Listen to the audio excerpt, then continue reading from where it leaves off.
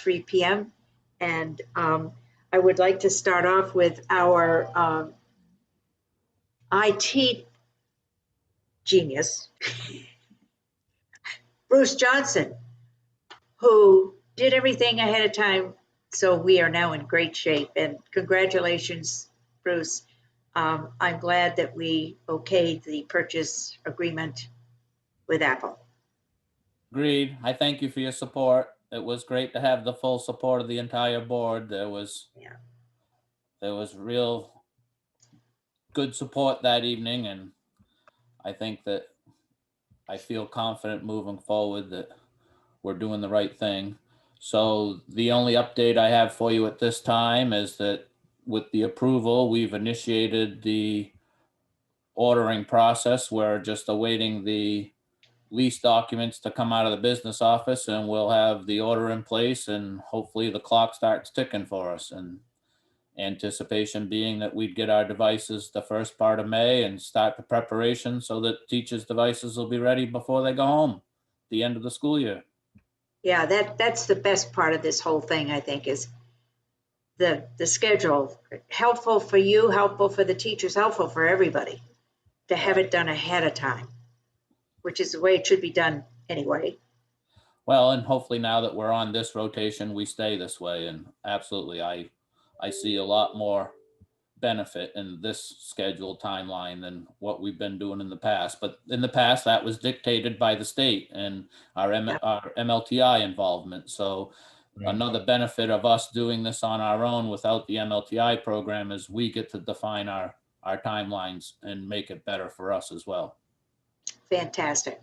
That's really good. Does anyone have any questions they want to ask Bruce? Yeah, what are you thinking these days about the possible iPad refresh issue? I'm sorry? You know, we talked about, I was texting about Apple maybe refreshing iPads this month for some sort of announcement. Right. So I certainly brought that up with Tara as well. But, you know, Apple does not even tell its own people the dark secrets until they're released to the public. But she said that she would pay attention to where we're at with that and make sure that we have that latest model if that's what's available when we ship. Right. Yeah, the idea being that rumors are they're going to refresh their iPads, but it might be just the Pro models, not the model we're looking at, or it might be, we don't know. But obviously we want to get the latest and greatest if they are in fact the ones we're looking at, if they are in fact refreshed this month or next. Well, I'm confident that if that's the case, that we'll be fine, because we've run into this same sort of timing at other purchase years in the past. And without us even asking, Apple made sure that we were on that later model. Okay. So they've always extended themselves in that fashion anyway. So I feel confident that if it's available to us, that's what we will get. Okay. Fantastic. Lauren, are you referring to software or hardware? Hardware. Okay, the instrument itself. Yeah. There are rumors, only rumors, that they're going to do something like any day, but we don't know.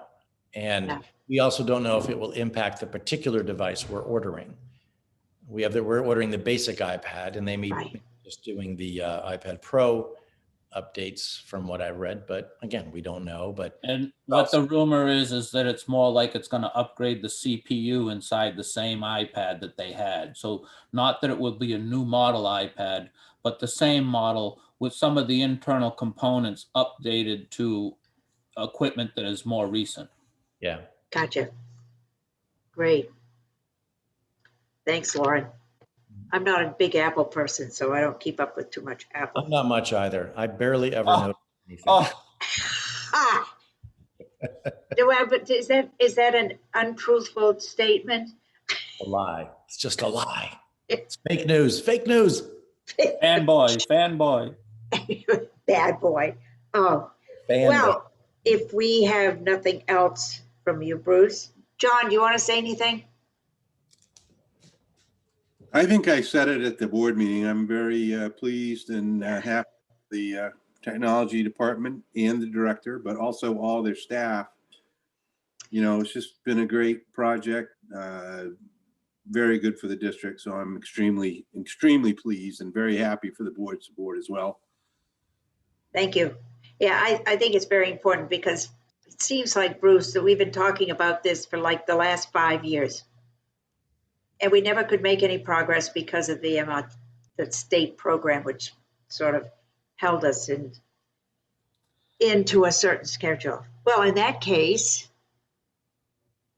Assistant Superintendent Tribo, would you like to comment on your math survey results? Yes, I am very excited too. So just sort of consider this like an addendum to what we went over on Thursday. I am going to pull up one of the, Can the IT director go if he wants to go? Does he have to stay? No, he doesn't have to stay. Yeah. Who says? Yeah, Sorry, what'd you say, John? I didn't say anything. Go ahead. All right. Well, thank you for that. I will If I talk to understand you later then. correctly, it was Bruce's birthday on Saturday and we were asking him, post this, send this, do this. Oh, Oh, well, happy belated birthday. happy I birthday. thank you very much. All right. Hope it was a good one. Thank you, Bruce. So I'll share my screen and I'm going to just refresh your memory about this growth analysis. And I Yeah. just focus here on the grades 2 through 5. And just a reminder, this is from the NUIA data. So we do not have K and 1 data, although kindergarten and first grade are part of our pilot because we're looking at an implementation for next year. A possible implementation next year of grades K through 5 for the new reading program that we're piloting this year called Ready Classroom. Yeah. Ready Classroom would come with a separate data tool that speaks to all of the materials, and it's called iReady. It's an iReady diagnostic. So I also have data from iReady that I'll show you as well. This is color coded because our blue, I took all of this from homeroom. Oh shoot, I don't have the paper on my desk anymore, but I took it all from teachers' homerooms. I went into each of them individually and I pulled out what's called the Quadrant Report that I was talking about. It has 4 different squares and the top 2 squares are the 2 squares where students might either be low achieving but making high growth or high achieving and making high growth. So sort of like the 2 magic squares at the top that we pay close attention to. And so this takes the total number of students, the number that are showing growth. So if they made their predicted growth, or if they were within the standard deviation of making their predicted growth, they're counted as making growth. And then the number showing high growth. So certainly as you sort of look down here, there are some, I almost think, where was it?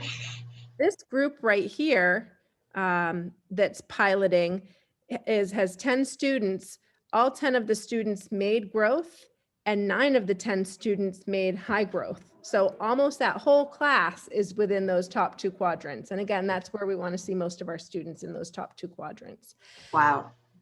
So what we looked at here is and this is not the chart that I showed you last time. We looked at this top chart, but now I want to show you piloting versus non-piloting growth. So this top chart is growth overall. So just based on the number of students making growth, and that was converted into a percentage.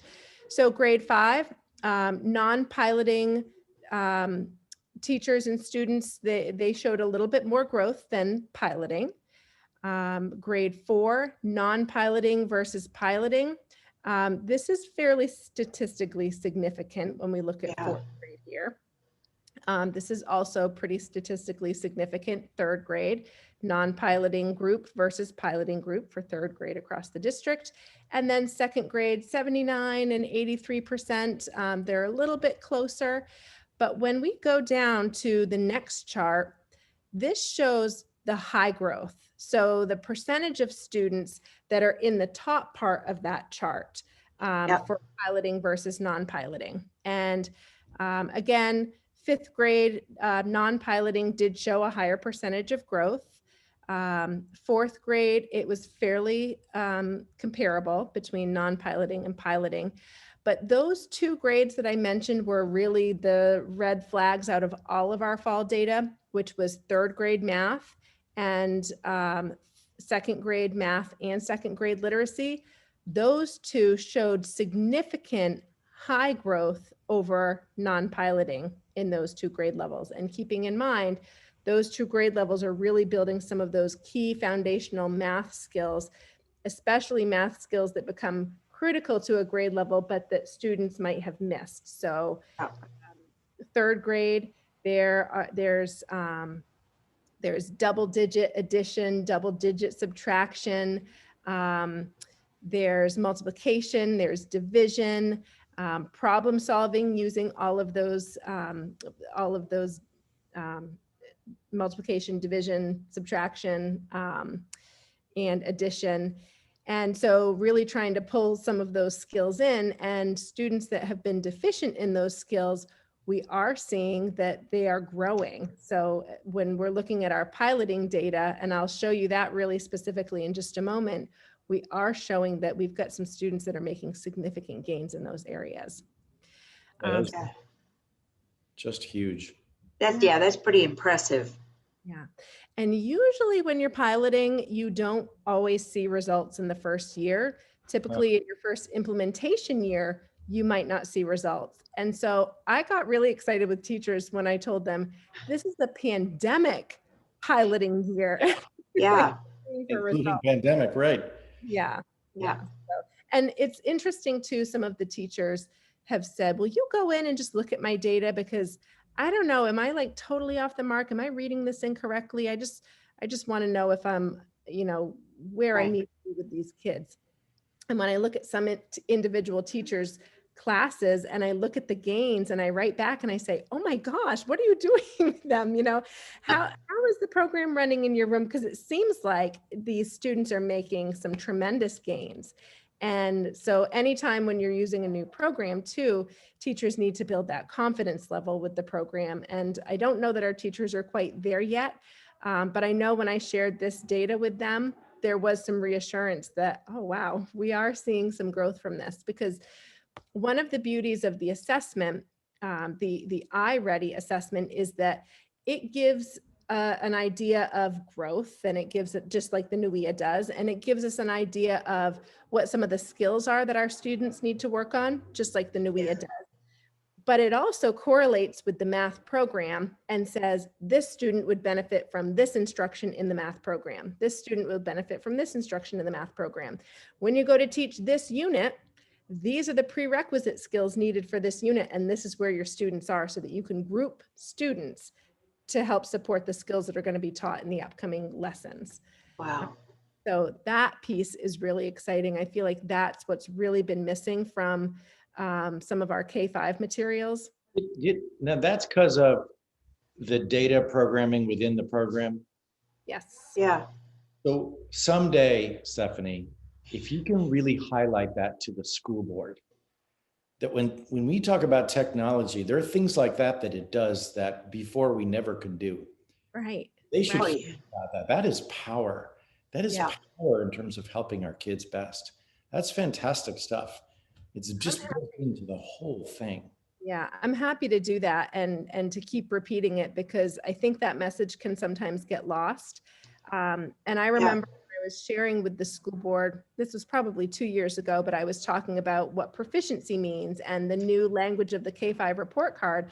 And I said, it's only now, it was only at that time that we finally had an assessment, NUIA, that matched up with the Common Core standards, that matched up with the program that was delivering the Common Core standards. And now we have language as a district that we all understand, and rubrics that are built around that to really build toward that.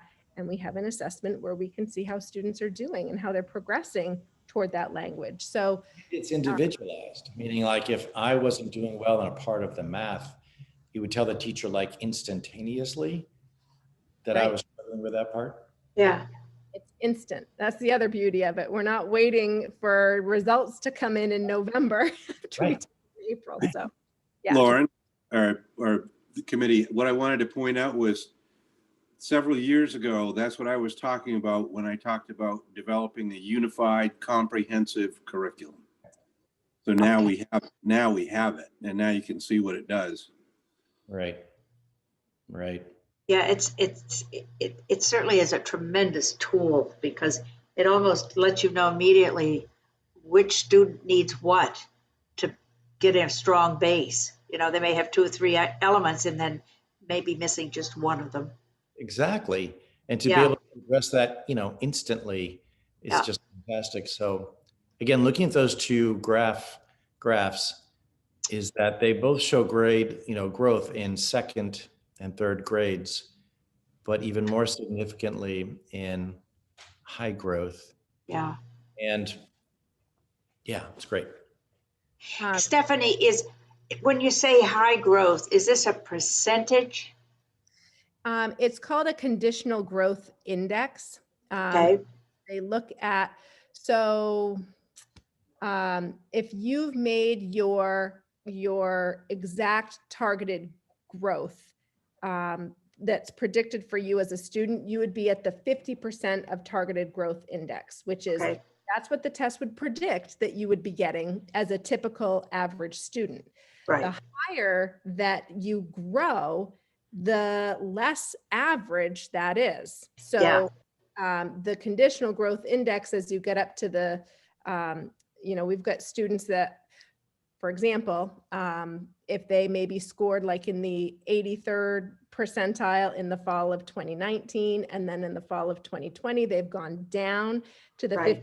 52nd percentile. But now with teachers' instruction, they've brought them back up, and their winter score has gone from 52nd percentile up to back up to the 83rd percentile. Their conditional growth index is going to be in the 99th percentile because that's huge Right. growth. Almost, yeah. Okay, thank you. And we're seeing more growth in the younger grades because there's more foundational stuff going on. Yes. Is that your theory as to why we see bigger numbers? I mean, well, I think we also saw significant, so when I showed you that conditional recovery data, like how big is the gap? Yeah. The gap of recovery was the biggest for grades 2 and grades 3. It's not so much that those students are no longer proficient, it's they were proficient. And because I think for math, probably more specifically than English language arts, students at that grade level aren't as secure in those math skills. Right. So it's easier to seem like they've lost that learning, but it's just that the foundation isn't there as strongly as it has been in literacy for us as a district, and clearly across the nation, because our data matched the national set as well. So it's not like they've lost it, but with good instruction, they're able to regain that ground. Yeah, that's amazing. It really is. Yeah.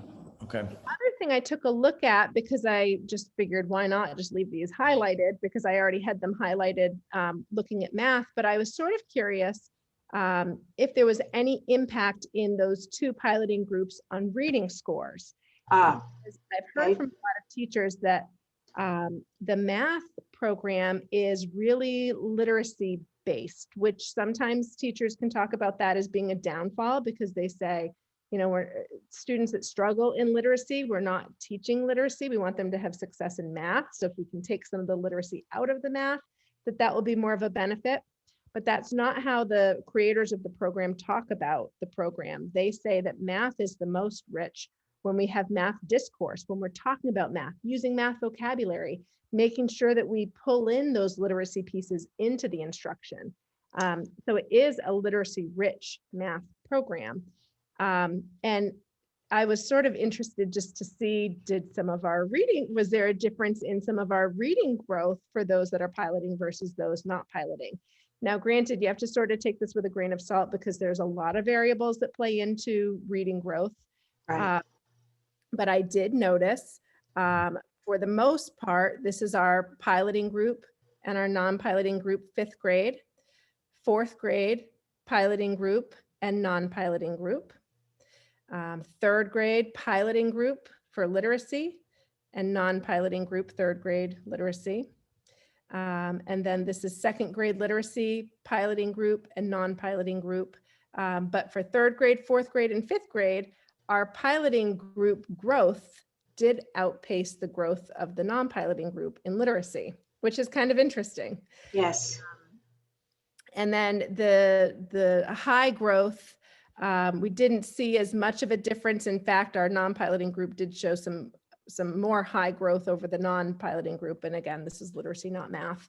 But fifth grade, the non-piloting group versus the piloting group, this time they did show a higher percentage and slightly higher percentages in third and fourth grade as well.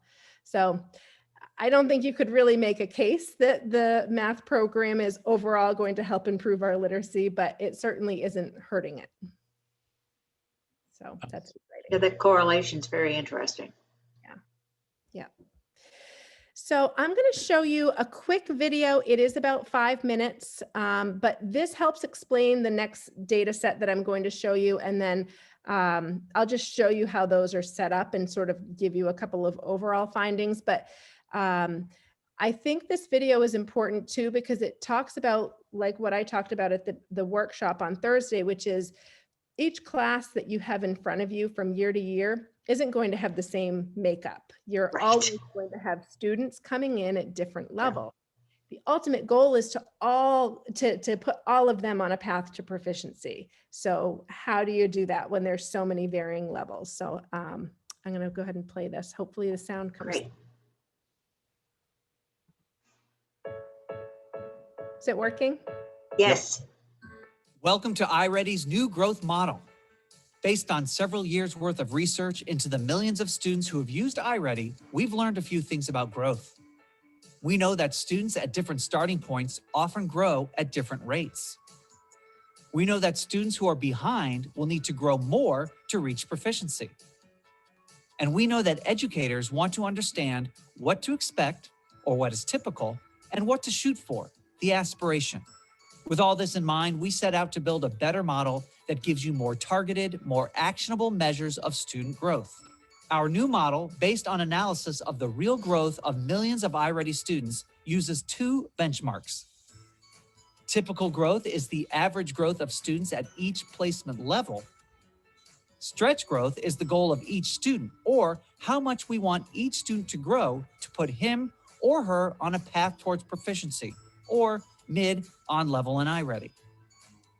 To better understand the new growth model for the 2018-2019 school year, let's take a deep dive into a school. Within each school, there are a variety of realities. One class of 25 students could have 2 students who started the year on level, 6 students 1 level below, and 17 students 2 or more levels below. Another classroom could have 6 students who started the year on level, 9 students who started the year 1 level below, and 10 of our students are either 2 or 3 levels below. Our ultimate goal is to have all students exhibit growth and reach grade level proficiency. In the past, all of these students would have had one growth target, 27 points. In iReady's new model, we'll provide students who begin the year at different placement levels with different growth benchmarks, measures that are unique to each placement. Let's start with typical growth, our measure for how much the average student at each placement grows. For our students who begin the year at mid, late, or above level, we expect to see growth of 21 points across the year. For students who are early on level, 25 points. 26 points for students who are 1 level below, 27 points for students who are 2 levels below, and 30 points for students who start the year 3 or more levels below. Now, just a reminder, this is typical growth, or growth that the average student will achieve in a year. These are the averages we see across the millions of students who are using iReady. Now let's look at stretch growth, or how much we want our students to grow to track to proficiency. Much like typical growth, we have a different target for our students at each placement level. For our students who begin the year mid, late, or above level, 30 points. For students who are early on level, 34 points. 35 points for students who are 1 level below, 43 points for students who are 2 levels below, and 55 points for students who start the year 3 or more levels below. These stretch growth targets are ambitious. They're targets that are set to put every one of our students on a path to proficiency. As you'd probably guess, our students who start out behind have bigger targets because they've got the most ground to make up to get to proficiency. That said, we put some logical caps on these targets to make sure they're still achievable. Of course, not every target gets every student to proficiency in a year. Some targets put students on a multi-year path to proficiency.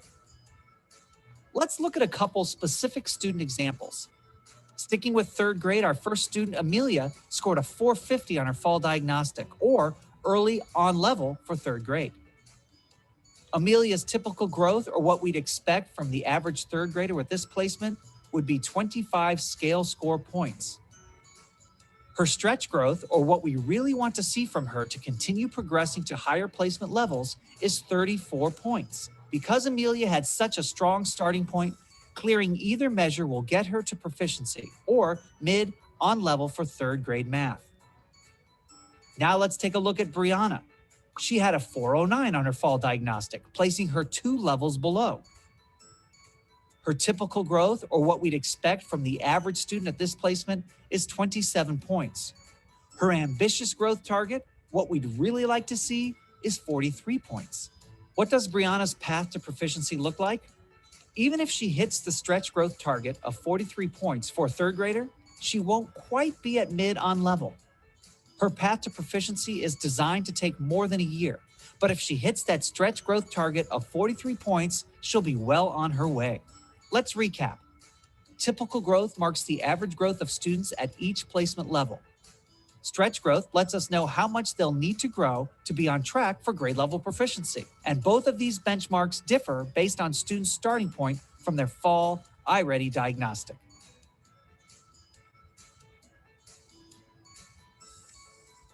Please reach out to your curriculum associates. All right. So first of all, any questions about the video before I show you some data?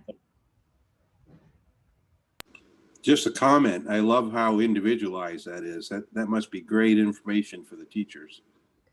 They love hearing that. I showed them part of that video, especially the part where they show the desks populating, and that there is not the expectation that kids are coming in all at the same level. Just because you're teaching 2nd grade does not mean they're all ready to receive 2nd grade instruction. They're going to need a level of differentiation, and teachers are like, yes, like finally a program that understands. Yeah. When you say finally, you mean like never. They've never had this information. That's quite a concept to think about.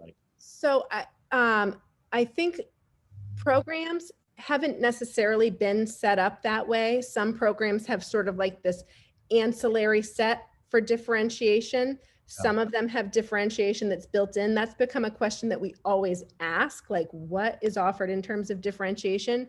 Because oftentimes if it's not built into a program, then teachers are developing it. And that gets really tricky when you've got a K-5 generalist teacher who's needing to develop all of these materials and pull from all of these different places.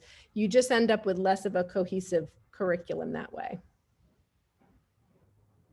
Granted, I have to say I'm not always a proponent of using the program exactly as written, but for this math program, I am. Our reading program, when we went through it with our I can statements, we found that there are places that don't necessarily align really well with the Common Core. So teachers need to pull pieces and they need to supplement. I'm not seeing a lot of places that supplementing would be required for this. And again, the beauty of it is when they give that first diagnostic assessment, it will provide them with individualized instruction for students. It will give them it will put students on a learning path so that they can use their online tool. If a teacher's pulling up a small group of students to work with and can't work with the whole class at the same time, she can have some students work independently on their My Path, which pulls in some of the skills that they might be deficient in, and it prioritizes them. Just like I wrote that, aligned that prioritization document, it prioritizes things in the same manner. It takes those algebra and operations and algebraic thinking and prioritizes those over geometry. It takes the data and measurement and prioritizes that over skills that might not be as necessary for the student to make those big stretch gains. Okay. So it talked about two types of growth, and that's not exactly the same as NUIA, but it's somewhat similar. So in NUIA, you get your growth target, which is sort of like typical growth. And then we talked about that high growth. And that's not quite the same as the stretch growth, although they're sort of similar. It's sort of like extending beyond what the typical expectation would be in order to make larger gains to try to get more toward proficiency and toward grade level. But the biggest difference is this stretch growth is tailored even more specifically to the student. So they categorize a student in those 5 different categories. There was like the 2 reds at the bottom, like 2 to 3 years below grade level, 1 year below grade level, on grade level, mid grade level, and then high grade level. So there's sort of all of those categories. And then your stretch growth might vary depending on which of those categories you fall into when you do that initial assessment. And when they were talking about Brianna, and Brianna has she has the red score. And even if she makes her stretch growth of those 43 points, she's not going to be to proficiency yet. So she's not going to jump from red right up to green in that year, or it's not likely. She might, but it's not likely based on their research. So even if she makes her stretch goal of exactly 43 points, she's not going to be in the green, but she will be in the yellow. She will no longer be 2 to 3 years below grade level. So I mentioned those colors because I want to point out a few things on this data regarding those colors. So there's tons of information here. I'm just going to give you the highlights. So this is our diagnostic growth overall. This was first taken in about mid-October was the first assessment, and then the second assessment was given in early January. So from mid-October until early January, the company says when you're looking at typical annual growth, you would want to be about at the 50% mark. 50 students on average should be 50% toward their annual typical growth by the mid-year point. And this is all of the grade levels combined. So grades K through 5, every piloting student that took the assessment overall were 62% toward that typical growth. This is piloting kids, all schools, K to 5. Yes. Okay. Yes. So everybody combined, we were about 62% toward that typical growth. So a little bit past what the average expectation would be. And then I like to look at this, and I'm going to show you a few of these for some specific grade levels, but this is as a whole in entire group that's piloting K through 5. We had 29% of our students in that red tier, 2 to 3 grade levels behind.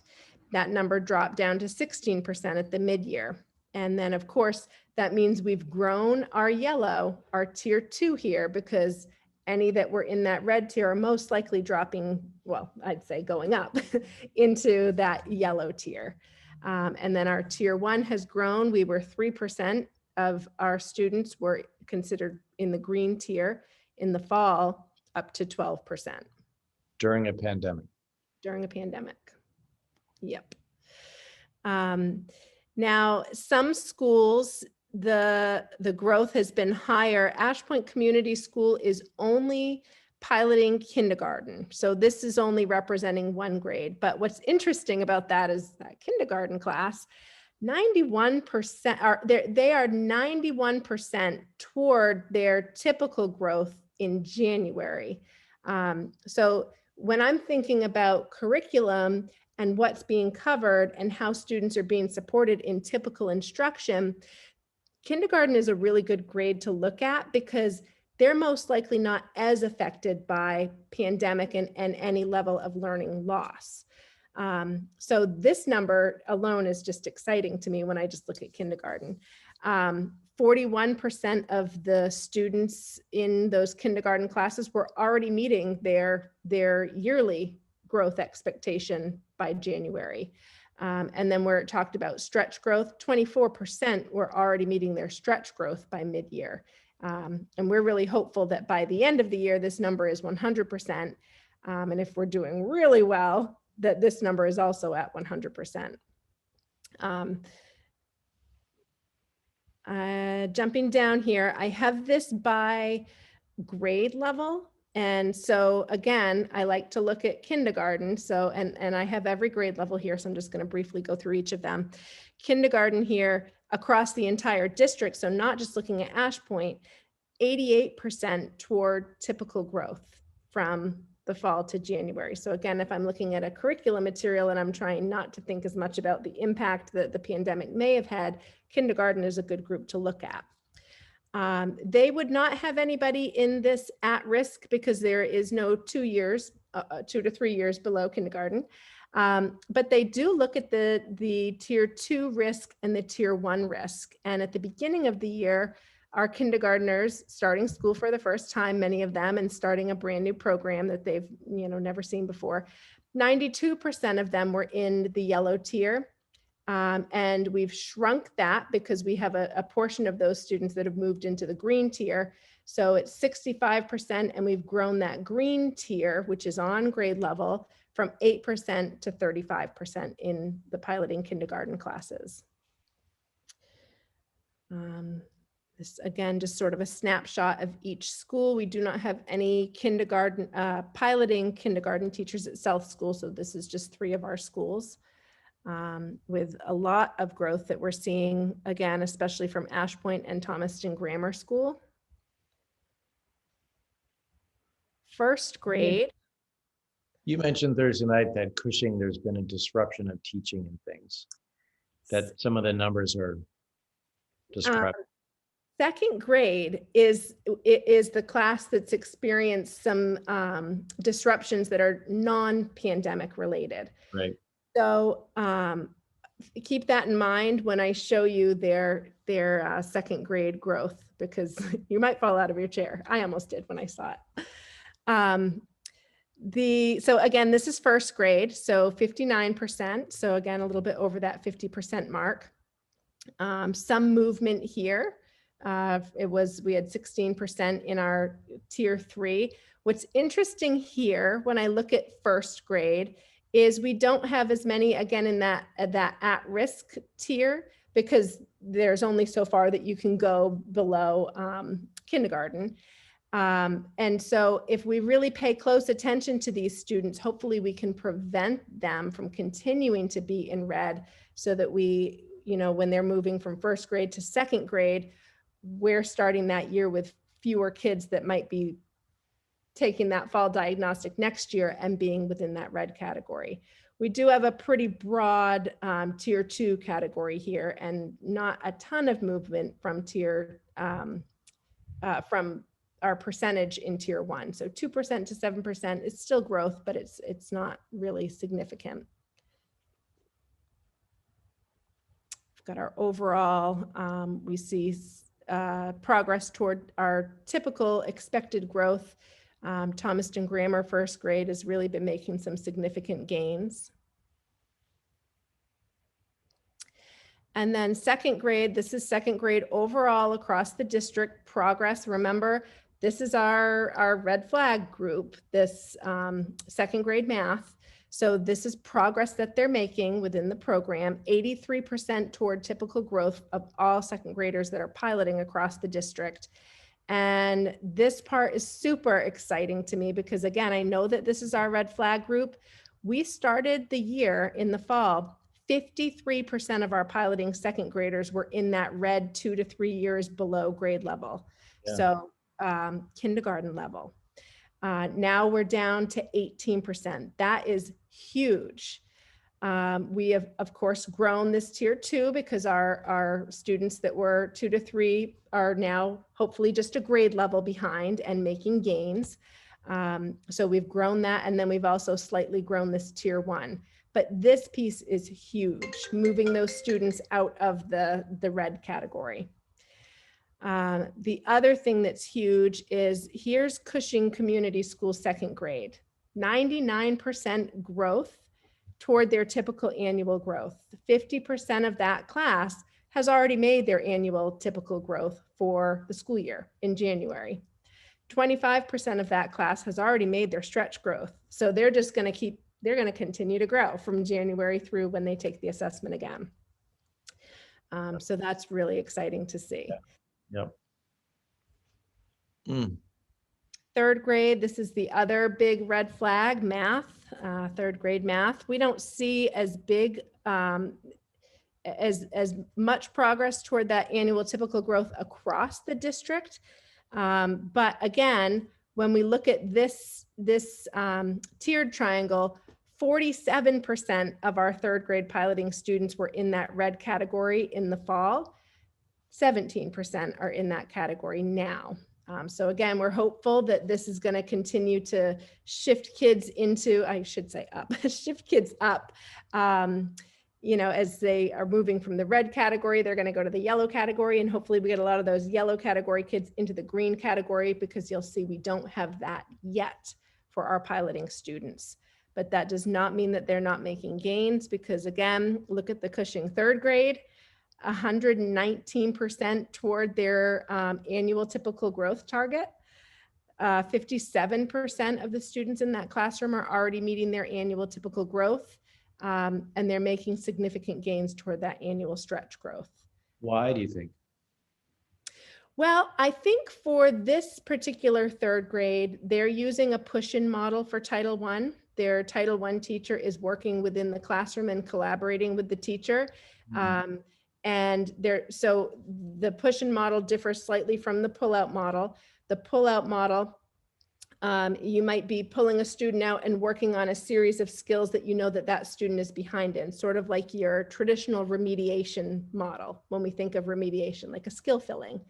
In this third grade, we're using a push-in model where the Title I teacher is directly supporting the instruction that's taking place in the classroom. So that's just evidence to me that that's a really effective model. Yeah. That whole idea of acceleration that we talked about at the board, acceleration versus remediation, is effective. Yeah. Yep. Fourth grade, they're not as far toward their annual typical growth, but that does not mean that there's not room for improvement. We are still seeing movement here from that tier 3 category, 37% down to 29%, and a little bit of growth here from tier 1, 3% up to 7%. And again, not as much growth in some schools versus others. I really attribute that though more to, this is a new program. Our teachers are just learning how to use these materials. And then fifth grade, a little bit above that 50th percent mark of progress toward the typical growth. Again, we see a reduction here, 33% down to 20% in that really high risk category.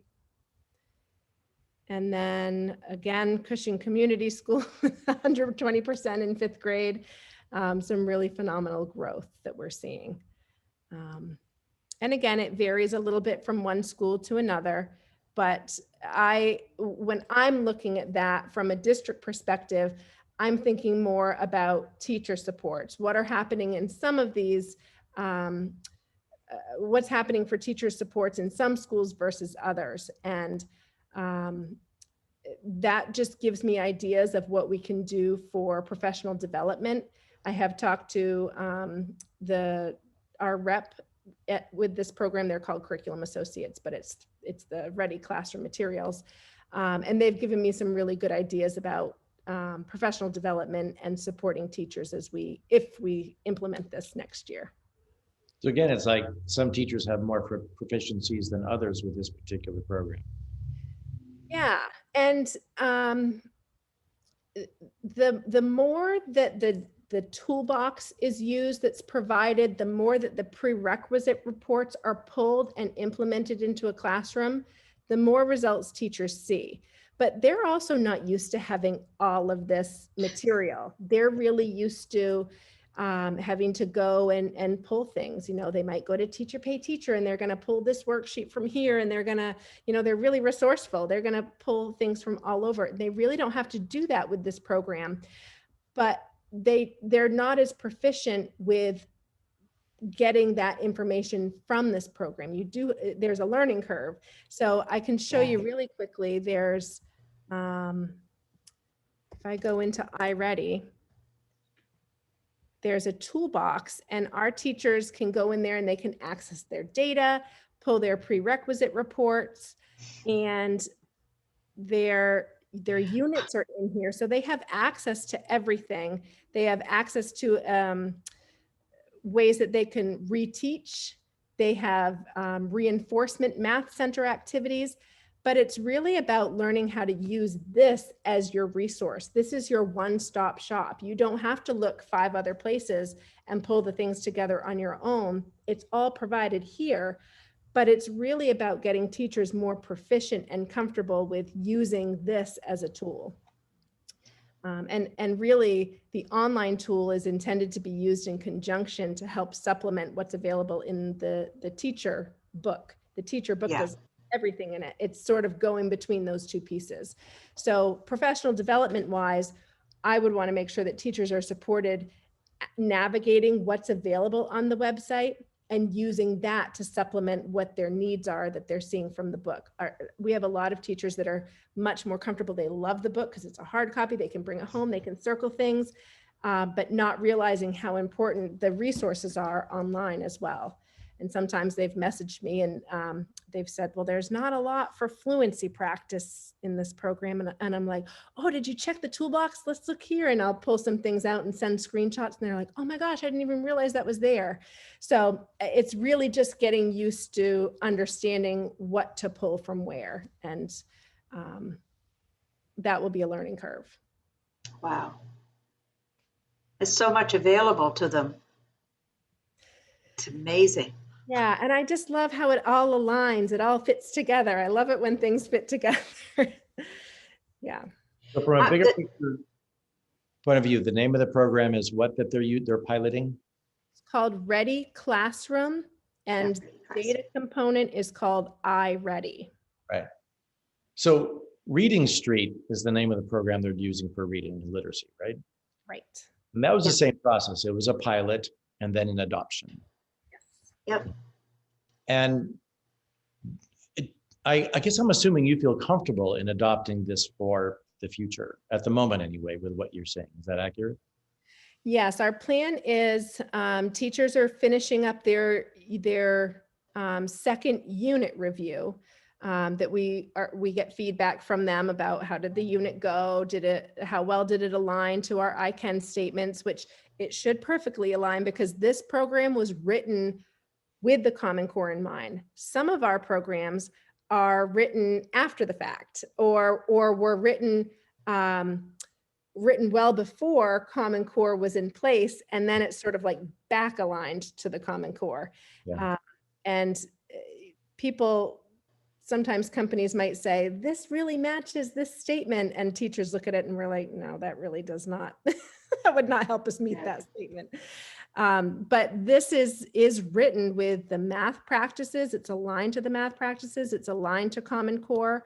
And so I think it just makes things make a little bit more sense. It's a little bit of a tighter package.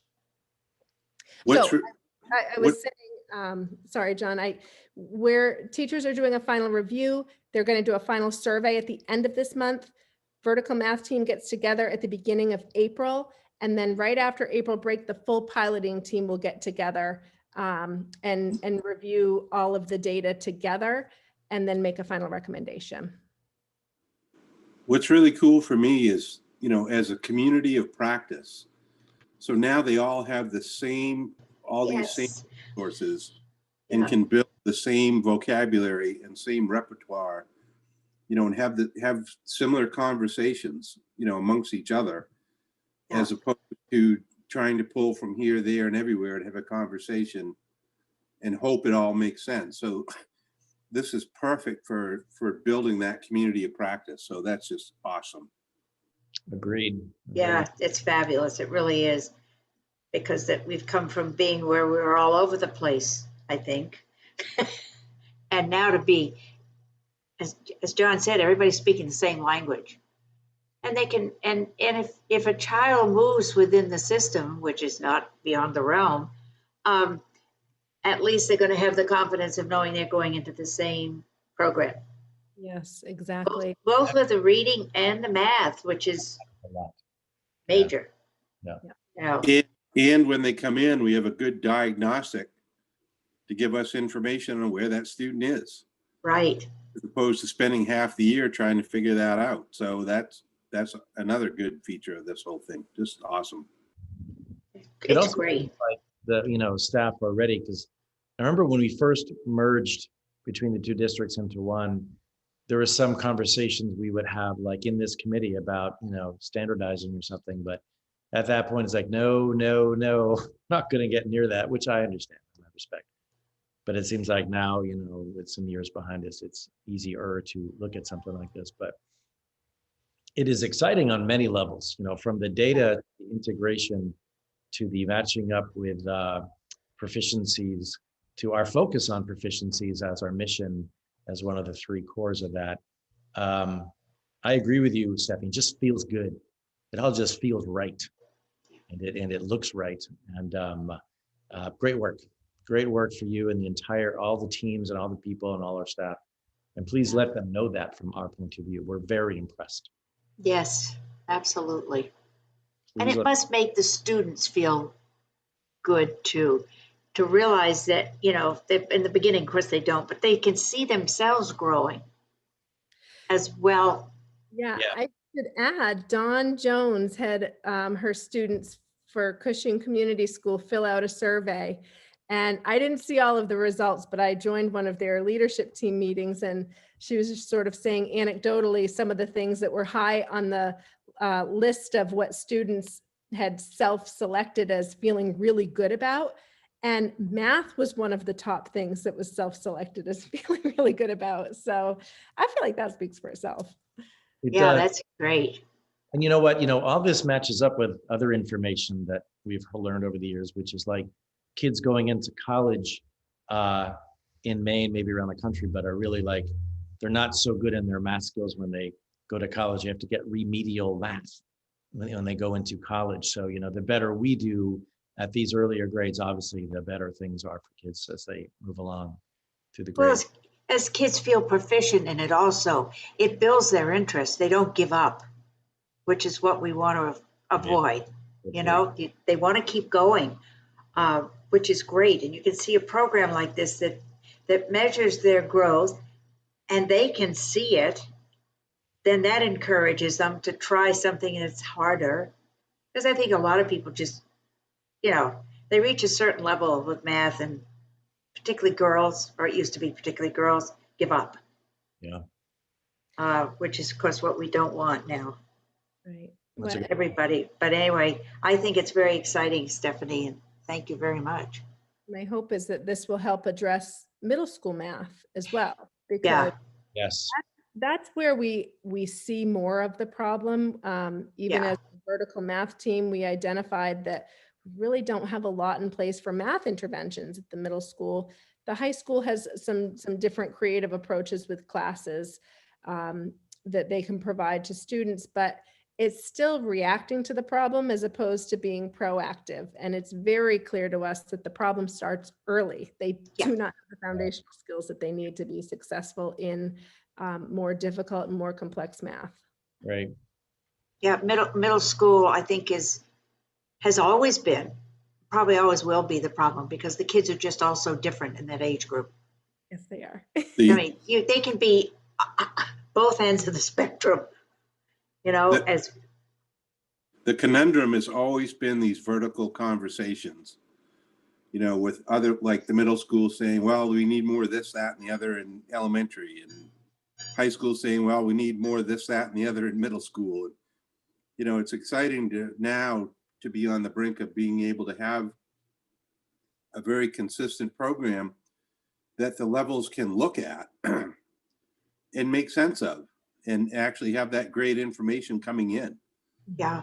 And not trying to guess who they have in their class and what their levels are and so on. So this is what I was alluding to at that last board meeting when I said the technology that we're leveraging right now is making a huge, huge difference in terms of us being able to look at students and find out where they are and where they need to go. Yeah, and like I've said to you, John, before, and I'll say to you, Stephanie, is like, remember that you can repeat those basic messages to us all the time. Because we have members, we have small minds when it comes to what you're doing. There's only so much we're gonna like take in at a certain time. So repetitive nature of these big messages of what's working like that. Don't be shy of repeating the same messages like all the time. Right, right. Going deeper into our consciousness of what's actually going on. Yeah, it's very exciting. Well, it's now 3:59. I want to remind you, the next meeting is April 26th. The following would be May 24th. Taking 26th is not vacation week, right? It's the week after vacation, right? Yes, I was looking it up. Yeah. 26 is the week after vacation. I've got the calendar right on the wall here. It's very handy. The school calendar. But Stephanie, thank you so much for all your work. Yes. And very, very it's too bad everybody can't see it. I guess, is there any place that we can run on-demand programming besides our meetings? What do you mean? Well, it would be nice to have like Stephanie's lecture that she just did for us and for the board meeting to put somewhere where people could find it more easily. Well, this Like- is record this. Yeah, this Yeah. is recorded. And I think Bruce puts it on a YouTube channel. right. Yeah, maybe we need to put that information out some more, or maybe post it on the Facebook pages. Well, you know what? This is like one of those times you can say, this is why a lot of us want to have the public information specialist added into the budget for our school district. Because with a new website and someone whose job it is all day long to be looking at how to promote what's going on, that could happen more, because Stephanie and John, you got other jobs to do besides Right. Public information messaging through Facebook especially, and then everything else secondarily. But All the rest of it, yeah. I know a lot of organizations are going through some of that right now, and it's difficult finding people to do it. Yes, at a reasonable price. Yeah, reasonable price. Because it's very expensive. It's very expensive to keep all of that up. Okay. But anyway, but I thank you very much. And again, thanks to Bruce, who's not here. But, and Lauren, as you know, I mean, we started talking about this business with the computers 5 or 6 years ago and getting it rolling in the spring so that it would be ready over the summer. And now it's happened, and that's so exciting. Yep. Progress is being made. It's proof positive that we don't let a pandemic stop us from our mission. Exactly. Well said. Yeah, well And maybe it helped us. said. But in many respects, the technology part, it helped us. Yeah. Right. It's got everybody doing, you have to do it, and it's working. But thank you all very much, and we'll see you April 26th. All right. Anybody else? Thank you. Goodbye. Bye. Thank you all. Thank you and goodbye. Goodbye, John.